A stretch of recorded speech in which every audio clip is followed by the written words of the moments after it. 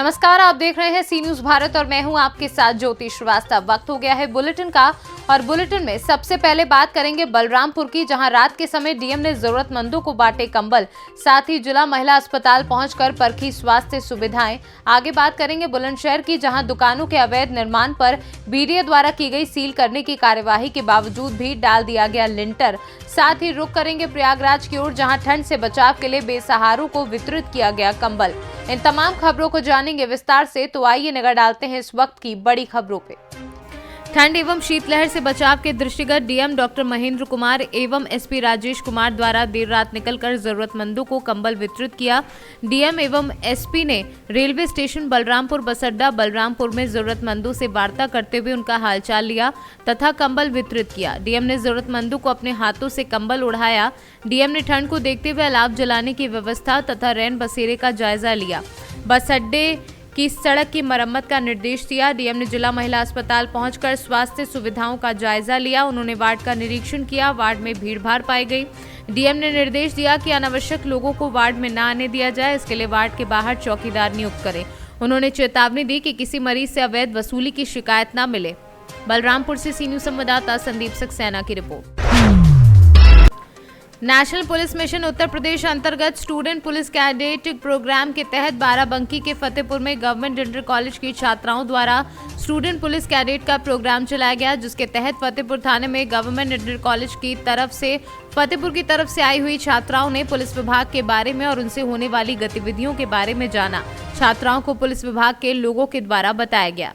फतेहपुर के बच्चे हैं, ये पुलिस विभाग की तरफ से विद्यालयों में स्टूडेंट पुलिस कैडेट प्रोग्राम चलाया जा रहा है, जिससे बच्चों को पुलिस विभाग के बारे में, उसमें होने वाली गतिविधियों के बारे में जागरूक किया जा सके। इसमें कुछ आंतरिक प्रशिक्षण है, जिसमें पुलिस विभाग के लोग जो नोडल तय किए गए हैं वो स्कूल में आके बच्चों को प्रशिक्षण देंगे।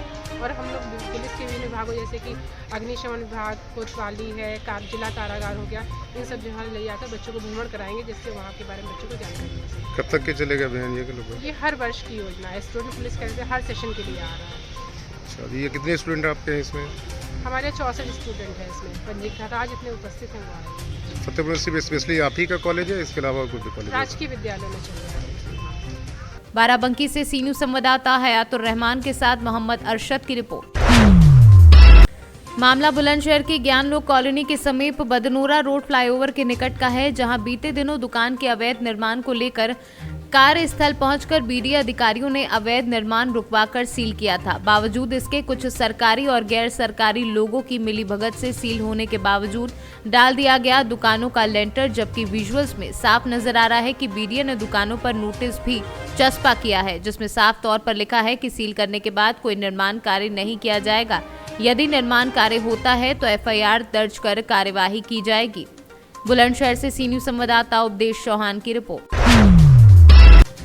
गरीब के घर में पैदा होना आज के जमाने में बहुत बड़ा जुर्म है। शायद इसीलिए कूड़ा प्लास्टिक बीन कर अपने परिवार का भूख मिटाने वाला मना मुड़ा गलती, जिसे चोर कहकर बेरहमी से पीटा गया। मीडिया को सूचना मिली कि टोरी रेलवे कॉलोनी में जो नए भवनों का निर्माण हो रहा है, उसमें पुरानी ईंटों का इस्तेमाल किया जा रहा है। साथ ही संवेदकों के द्वारा पुराने ईंटों को औने पौने दाम में बाहर बेचा जा रहा है। जब संवाददाता निर्माणाधीन भवन के पास से गुजर रहे थे तो देखा कि एक व्यक्ति को 2-4 लोग मिलकर बड़ी ही बेरहमी से डंडे, लात, जूतों, घूसों से मार रहे हैं। पिटाई की घटना की जानकारी के लिए संवाददाता वहां पहुंचे तो मार खाने वाले व्यक्ति ने बताया कि मेरा नाम माना मुंडा है, मैं टीको कुडू जिला लोहरदगा का रहने वाला हूं और कूड़ा प्लास्टिक बीन कर अपना घर परिवार चलाता हूं। आगे माना मुंडा ने क्या कुछ बताया, आइए आपको सुनवाते हैं उन्हीं की जुबानी। माना मुंडा कहाँ घर है? कहाँ हुआ? ये हम आ रहे थे उधर से कबाड़ी बीच के, तो एक आदमी बुलाया हमको। हाँ। मैनेजर है उसके के अति मुंशी है। अच्छा। ट्रैक्टर लद रहा था लोहा, और वो जगह से हमको 4 सरिया दिया, 100 रुपया ले लिया हमसे। जब लेक आने लगे उसका बाद में वो आदमी को पीछा करवा दिया, देखो सरिया चोरी करके भाग रहा है, और उसी में गए और मारने लगा हमको। बहुत मार मारा गुरु, पूरा एकदम बांस का फट्टा था, बांस के फराठी से मार रहा था पूरा। कितना लोग था? वैसे कम से कम 6-7 लोग था। किस जगह पे हुआ? मारने वाला ये जो क्या कहते हैं भैया, गुलैची मंदिर। रेलवे काम चल रहा है। हाँ, रेलवे का काम चल रहा है, रेलवे का लोहा रखाता है। आप क्या करते और हैं? वो ठेकेदार लोग क्या करता है कि रेलवे का माल को वो लोग बेच दे रहा है। उसी चलते मेरा 100 रुपया लिया, कोई देखेगा नहीं, तब तक कोई आप दिन आ गया साहब, बोल रहा है कि कैसा लोहा लेके जा रहा है। वो पूछने लगा, यो उसी चलते हमको पकड़वा दिया। और उसको 100 रुपया हम दिए थे पहले, ऐसा बात नहीं है। बोला कि 100 रुपया दे दे और 4 को सरिया उठा के चल जाते। कट पीस था। झारखंड से कैमरा पर्सन मोहम्मद अशरफ के साथ मोहम्मद शाहिद की रिपोर्ट।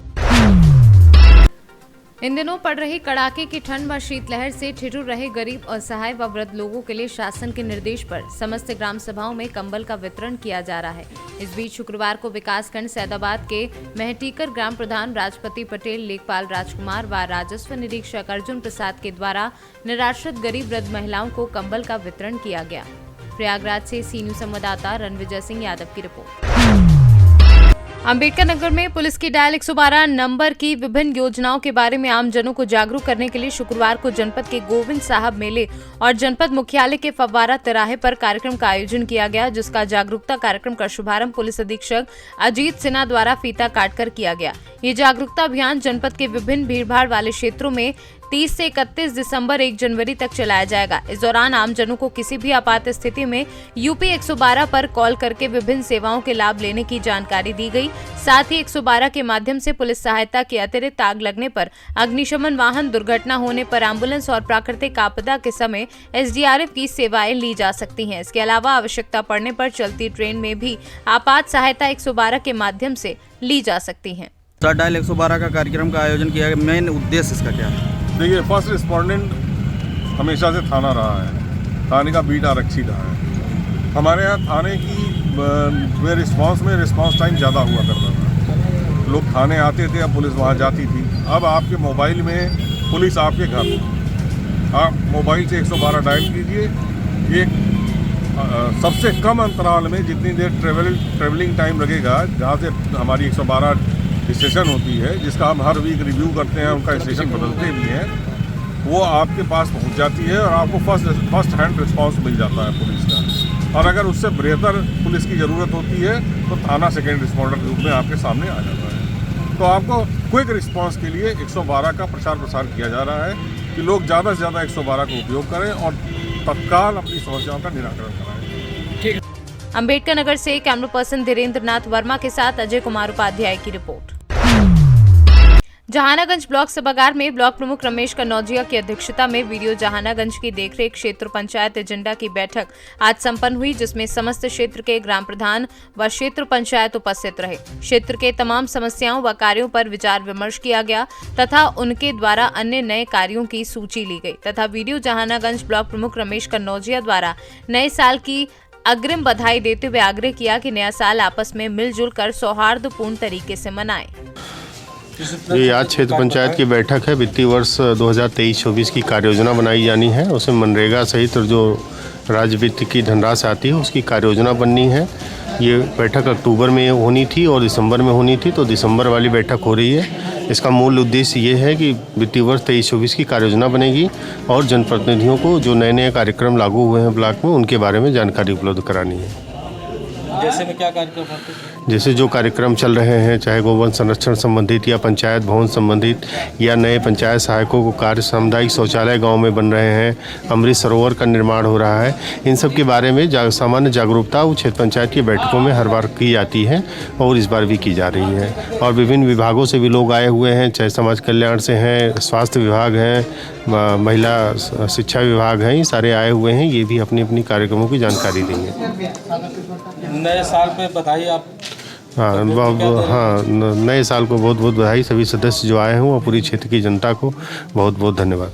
आजमगढ़ से सी न्यूज संवाददाता सीबी भास्कर की रिपोर्ट। भाजपा जिलाध्यक्ष बंटी साहू ने कहा कि कमलनाथ नकुलनाथ कांग्रेस ने जिले का विकास रोका। भारतीय जनता पार्टी के जिलाध्यक्ष विवेक बंटी साहू ने गुरुवार को बडकुही से परासिया तक पदयात्रा की। इसे सांसद नकुलनाथ की पदयात्रा को काउंटर करने के लिए कार्यक्रम बताया गया। यात्रा को क्षेत्र के पूर्व विधायक ताराचंद बावरिया ने व्यक्तिगत कार्यक्रम बताकर बहिष्कार किया था।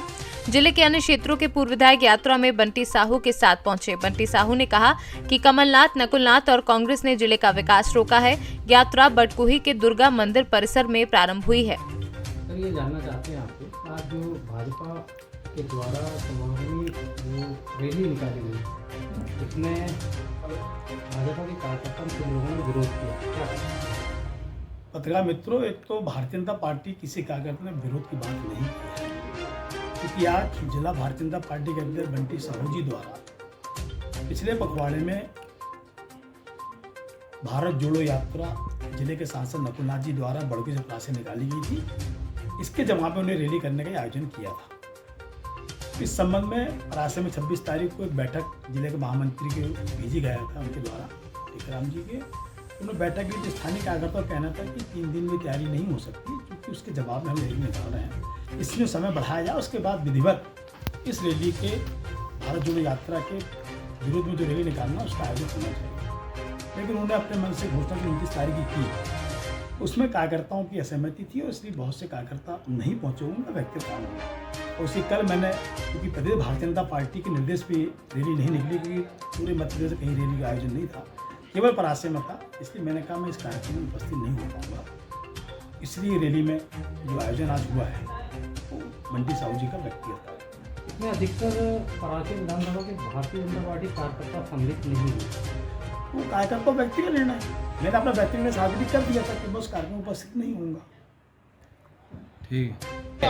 आज अभी से परासिया की पदयात्रा का छिंदवाड़ा स्वाभिमान यात्रा का प्रारंभ किया है। हमने देखा है कि पिछले दिनों यहाँ पर जिले के सांसद नकुलनाथ जी के द्वारा भारत जोड़ो यात्रा की गई थी और लाखों रुपये, अभी तो कुछ कार्यकर्ता कांग्रेस के मेरे मित्र साथी बता रहे थे कि लगभग 70 लाख रुपये उस रैली में उन्होंने खर्च किए अपने आप को नकुलनाथ राहुल गांधी से बड़ा नेता बनाने। अब यहाँ पर आए और झूठ बोलना, क्या झूठ बोलना कि हमारी आज केंद्र में हमारी सरकार है, प्रदेश में हमारी सरकार है, लेकिन यहाँ के लोगों को भ्रम फैलाना कि छिंदवाड़े का विकास भाजपा ने रोकी है। लेकिन अगर छिंदवाड़ा पूरे मध्य प्रदेश में मॉडल बन के कहीं हो रहा है तो ये भारतीय जनता पार्टी के शासनकाल है। आज छिंदवाड़े में जो कुछ भी मिला है, चाहे भारतीय जनता पार्टी के शासन में, चाहे केंद्र की सरकार हो, प्रदेश की सरकार से। मेडिकल कॉलेज अगर बनाया तो भाजपा ने बनाया, अगर छिंदवाड़े में पक्की सड़कें बनी तो भाजपा ने बनाई, 3000 करोड़ रुपये का अगर माचागोरा डैम किसी ने बनाया तो भाजपा ने। और कमलनाथ जी और कांग्रेस की 15 महीने की सरकार आई, उन्होंने से भ्रष्टाचार किया और 2000 करोड़ रुपये खनन कंपनी में एडवांस देने तक का एक पाप किया है। आज हमने जिला भारतीय जनता पार्टी द्वारा तय किया गया कि छिंदवाड़ा जिले के युवाओं के सम्मान में, हमारी महिलाओं के सम्मान में, मजदूरों के सम्मान में और किसानों के सम्मान में छिंदवाड़ा स्वाभिमान यात्रा प्रारंभ की गई है। हर जगह जहाँ जहाँ कमलनाथ नकुलनाथ जाकर के झूठ करेंगे, वहाँ पर जाकर के हम पर्दाफाश करेंगे कि अगर छिंदवाड़े का विकास किसी ने रोका है तो वो कमलनाथ और नकुलनाथ ने रोका है। छिंदवाड़े के साथ किसी ने अन्याय किया है तो कमलनाथ और नकुलनाथ ने किया है, और ये पाप कमलनाथ और नकुलनाथ को भुगतना पड़ा। इस यात्रा में आपके भाजपा के पूर्व विधायक नहीं दिखाई दिए, विरोध प्रकट किया है, इसको नकारा है इस यात्रा को, इस बारे में क्या कहेंगे आप? देखिए, छिंदवाड़ा स्वाभिमान यात्रा है और हमारे वरिष्ठ नेता सम्माननीय पंडित रमेश दुबे जी, हमारे नाना भाऊ महावर, हमारे लखन शाह जी, सिलसिला यादव जी पूरे वरिष्ठ नेता हैं। और ये छिंदवाड़े की स्वाभिमान यात्रा, छिंदवाड़े की स्वाभिमान इस स्वाभिमान यात्रा में सर इनका शामिल ना होना, वो मेरे बड़े भाई हैं और भारतीय जनता पार्टी के वरिष्ठ नेता हैं। उनके बारे में छिंदवाड़ा से सी न्यूज़ संवाददाता ललित की रिपोर्ट। गोंडा के ग्राम पंचायत बरौली थाना उमरी बेगमगंज जनपद गोंडा से है, जहां 5 दिवसीय चल रही श्रीराम लीला में भगवान श्री राम जी की भव्य बारात निकाली गई, जिसमें क्षेत्र के हजारों लोग भगवान की बारात में सम्मिलित हुए। बारात ग्राम बरौली से प्रारंभ होकर मुकुंदपुर होते हुए मां बराही में दर्शन करते हुए समाप्त हुई। बारात जैसे ही पहुंची तो विशेष समुदाय के लोगों द्वारा डीजे बंद करवा दिया गया और जब कमेटी वालों में पूछा तो हाथापाई पे उतर आए। देखते ही देखते गर्मा गर्मी होने लगी। पुलिस प्रशासन की तरफ से पूर्ण रूप से सहयोग मिला और थाना प्रभारी कुबेर तिवारी ने खुद मोर्चे को अपने हाथों में लेकर भीड़ में घुस गए और सभी राम भक्तों को किसी तरह शांत कराया। गोंडा से सी न्यूज संवाददाता शिवशंकर की रिपोर्ट। संदिग्ध परिस्थितियों में सिपाही ने फांसी लगाकर की आत्महत्या। छिबरामऊ में न्यायालय परिसर में तैनात था सिपाही। सुबह न्यायालय परिसर में लगे पेड़ पर लटका मिला सिपाही का शव। पुलिस महकमे में मचा हड़कंप। मथुरा जनपद का रहने वाला था सिपाही। घटना की सूचना मृतक सिपाही के परिजनों को दी गई। घटनास्थल पर आला अधिकारी मौजूद। कन्नौज से सी न्यूज संवाददाता महेश गौड़ की रिपोर्ट। फिलहाल इस न्यूज बुलेटिन में बस इतना ही। देश दुनिया की ऐसी ही तमाम बड़ी खबरों के लिए आप देखते रहिए सी न्यूज भारत।